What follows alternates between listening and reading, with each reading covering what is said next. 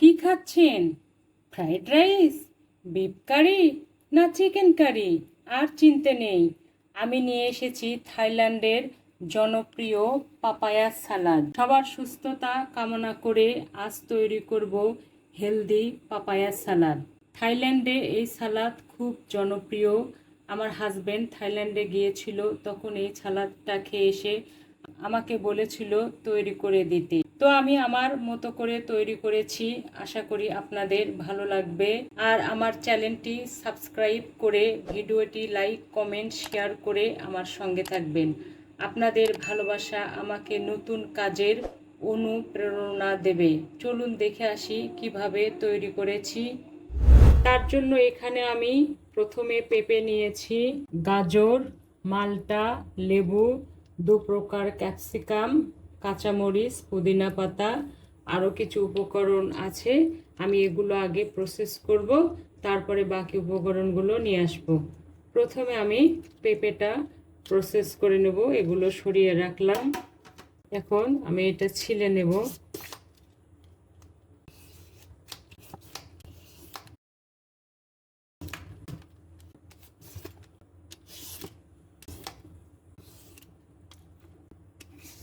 পেঁপে আমি ছিলে নিয়েছি সুন্দর করে, সবুজ অংশ নেই, এটা সরিয়ে রাখলাম। এখন আমি গাজরটা উপর থেকে হালকা একটু ময়লা, যদিও ময়লা নেই, ফেলে দিলেও হবে, না দিলেও হবে, তো একটু দিয়ে নিচ্ছি। ফিরে এলাম পেঁপে ছেলার পরে। পেঁপে ছিলে আমি সুন্দর করে ধুয়ে নিয়েছি। এদিকে গাজরও আমি সুন্দর করে পরিষ্কার করে নিয়েছি। পেঁপে কিন্তু 2 ভাবে কাটা যায়, একটা এভাবে, এভাবে, এভাবে করে, এইভাবে উপর থেকে আস্তে আস্তে আমরা পাতলা পাতলা স্লাইস করে তুলে নেব। তো আমি এভাবে না করে একটা গ্রেটারের সাহায্যে করব, আমার কাছে এতে করে আরও সুন্দর লাগে এবং দেখতে একটা ইউনিক লাগে। পেঁপে গ্রেট করা হয়েছে, আমি দেখেন কেমন ভাবে গ্রেট করে নিয়েছি আর কত ইউনিক হয়েছে দেখতে। এখন আমি একইভাবে গাজরটা গ্রেট করে নেব।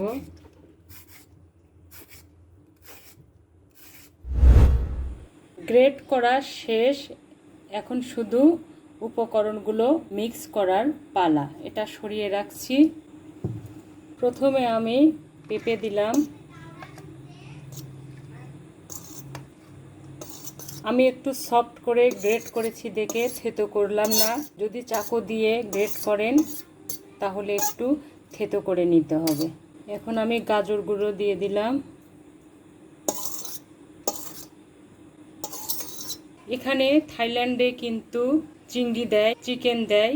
আজকে আমার বাসায় চিকেনও নেই, চিংড়িও নেই, তো আমি দিতে পারছি না।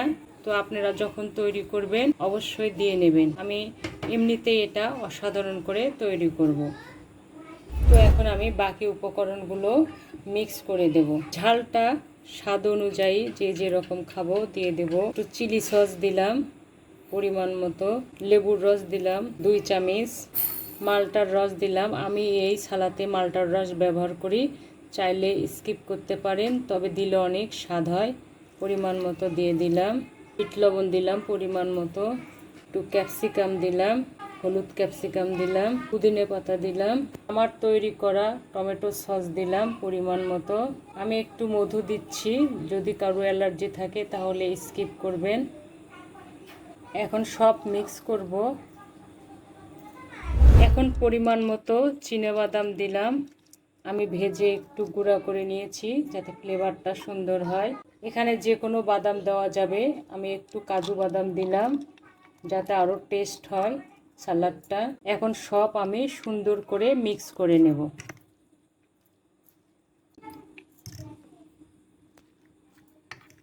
মিক্স করা হয়ে গেছে, এখন সাজিয়ে পরিবেশন করার পালা। কয়েকটি বাদাম দিলাম, কয়েকটি কাঠবাদাম দিলাম, কয়েকটি কাজু বাদাম দিলাম। এতে করে খেতেও স্বাদ লাগবে, দেখতেও স্বাদ লাগলাম। এতে করে খেতেও স্বাদ লাগবে, দেখতেও স্বাদ লাগবে।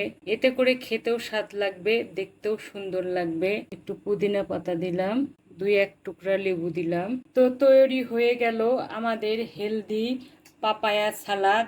আমি কিন্তু রোজ ডাইনিংয়ে এই সালাদ রাখি, চাইলে আপনিও রাখতে পারেন। অনেক সুস্বাদু ও উপাদেয় সালাদ। যারা ওজন কমাতে চান তারা এমনিও খেতে পারেন। আজকের মতো আল্লাহ হাফেজ। ভালো খান, সুস্থ থাকুন। ইনশাল্লাহ আবার দেখা হবে।